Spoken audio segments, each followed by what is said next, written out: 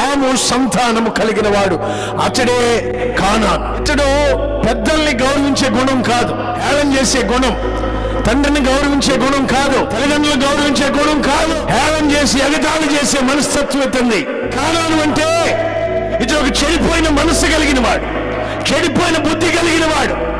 దేవుని యొక్క ఉద్దేశం ఏంటంటే కానానును కూడా పాలు తేనెల వలె మార్చాలని, పనికి మాలిన వాడిని కూడా నూతనమైనటువంటి వ్యక్తిగా మార్చాలని దేవుని యొక్క ఉద్దేశం. అతని చరిత్ర మంచిది కాదు, అతని చూపు మంచిది కాదు, అతని మనసు మంచిది కాదు, అతను చెప్పుకోదగ్గ చరిత్ర కాదు.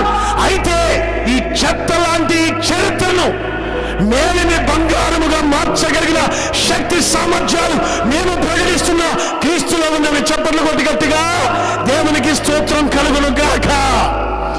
చూడండి, నీటిని ద్రాక్షరసంగా మార్చిన దేవుడు మన దేవుడు.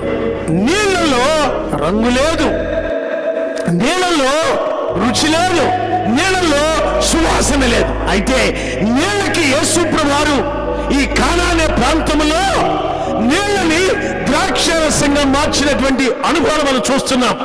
దీని యొక్క ఉద్దేశం ఏంటంటే ఎటువంటి బలహీనుడైనా, ఎటువంటి గజితోన్నవైనా, ఎటువంటి అబద్ధికుడైనా, ఎటువంటి జారుడైనా, ఎటువంటి చోరత్వంలో ఉన్నా, ఎటువంటి అక్రమ క్రియలో ఉన్నా, ఎటువంటి జగతి అయిన ఊబిలో ఉన్నా, ఎటువంటి నీచమైన స్థితిలో ఉన్నా ప్రభు అంటున్నాడు, పాలు తేళ్లు ప్రవహించు దేశం వలె మిమ్మల్ని మారుస్తా. చప్పట్లు కొట్టి గట్టిగా దేవునికి స్తోత్రం కలుగును గాక. ఈ కానాను అనే ఈ వ్యక్తి యొక్క జీవితాన్ని మార్చే అనుభవంలో ప్రభు ఒక ఉన్నతమైనటువంటి కృపను చూపించాడు. అటువంటి చరిత్రహీనున్నే ఉన్నతమైనటువంటి దేశముగా, పాలు తేనెలు ప్రవహించే దేశముగా మార్చిన దేవుడు ఆయన.